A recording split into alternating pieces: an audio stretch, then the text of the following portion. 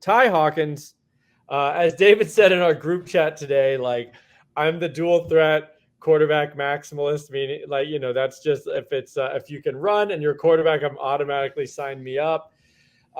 So we will see. I went into Hawkins with an evaluation of being pretty excited. He's a smaller quarterback. He's 5'11", almost pushing 6 feet, 5'11", 7/8 verified. So right at 6 feet or just under. 189, 30-inch arms, 9.8-inch hand. It's a pretty good size hands for a 5'11 guy. And then wing, 75.5 inches. He's QB 12, 149 overall per on 3. He plays for Johnson in Texas with 110 ranked school in Texas, 37 power rating, and 21 strength of schedule. So even though it's Texas football, we're not talking about high-end Texas football. And TCU commit, however, in recent days or weeks, he has he's going to visit, I think, SMU, since they are now looking for a quarterback to fill out their class. So not great news for TCU that he's visiting other programs. And so let's take a look at him. 79th percentile athlete. We love to see a four-sport, baseball, basketball, track, and, of course, football athlete. And we've got his velo at 53 to 55. Now, that is very nice velo. Definitely crossed the threshold of what you can, reasonably say is an NFL grade arm in terms of velocity.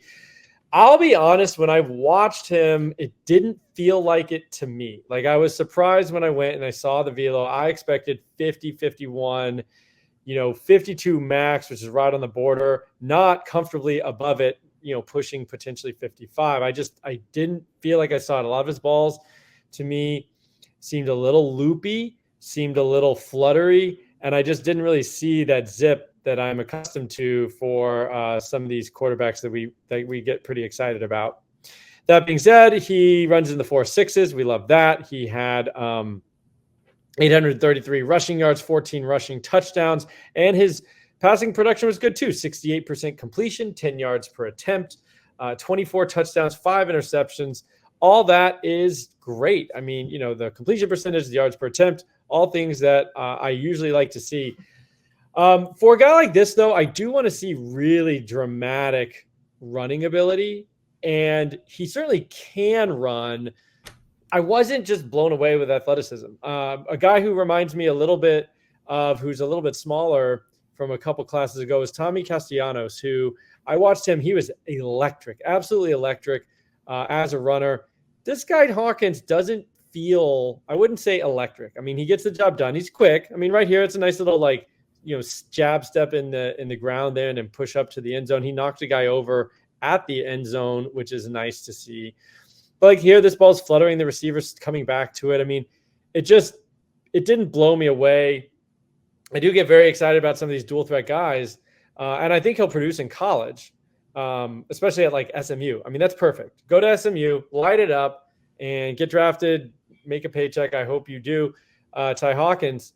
But I'm tempering my expectations. I think a Tommy Castellanos would be a great outcome. A guy who runs for, a lot of rushing yards and is the engine of an offense in college. But I'm not sure I see the arm talent that I would hope for to get super excited about. Like, oh, I think this guy's like, draftable in the NFL. So certainly a college side guy. David, was that excited enough, or was that more bearish than you thought it might be? No, that sounds about right. I pretty much agree with all that. And I do agree that on paper, his rushing looks a little bit better than like the tape actually shows, unless he didn't give us everything that he had on his little highlight reel there. But because he checks boxes like from like a volume perspective and like an efficiency, like I think he's like over 9 yards per carry. And then he actually had 14 rushing touchdowns too. And some of it was on the goal line. Like he's got a little bit of thickness to him. I think he's going to be over 200, and he's kind of got that stout, muscly build. So it's like, I think he could be used on the goal line a little bit. I actually, like, I thought Haas was a better runner, Haas Haney. Yeah. maybe this guy has a little bit better of an arm, or maybe it's pretty. I think it's pretty similar. So I think I prefer if he did flip to SMU. I feel like because then I don't have to worry. Then I can like him. I can like Haas, and I can like him as well. So I can root for both those guys. So I hope he flips and SMU. Yeah, that would be a good system. I think. Yeah, college guy, probably not going to be an NFL guy. Matt, I'm assuming you'll be right in that same wheelhouse. Yeah, pretty much. I think he's probably a better passer than Haas at this stage. I mean, we'll see. Elite 11's coming up, I think tomorrow. Right. He is a finalist. I failed to mention that. Yeah, that's good. Tomorrow. So I will see. He did just participate at the OT7, and then they obviously didn't say anybody did bad, but he wasn't on the list of the top performers, at least from what I saw. So there is that. But I mean, we'll see how he works out as a passer there at Elite 11. I think on paper he does offer a kind of a similar skill set to Haas, but as you guys said, I think Haas is a much better runner. He'll have 1 year of experience under his belt over Hawkins by the time he's on campus. So I don't like his outlook at TCU personally. I don't definitely prefer to him go to a place where he can be the guy and at least have that big CFF value to us, because I do think he'd be a big time CFF player if in the right spot.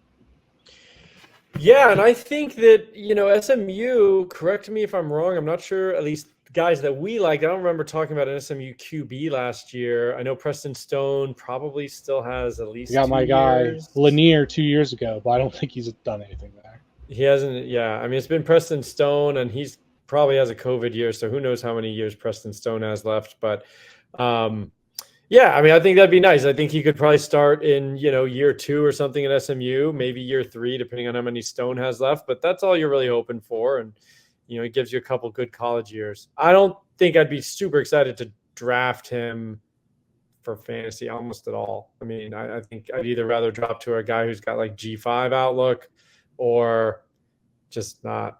I don't think Hawkins is a guy I'm going to draft really aggressively, depending on where he falls. But these guys, we're still talking about guys who are like top 10, top 15 at their own position here on the official. Like we're not talking about like super deep sleepers. We're not talking about 3-star guys really yet. These guys are all going to be drafted and not necessarily be a huge value. So, I think for me, I don't see myself with a lot of Ty Hawkins probably in this 2025 class once those drafts start rolling.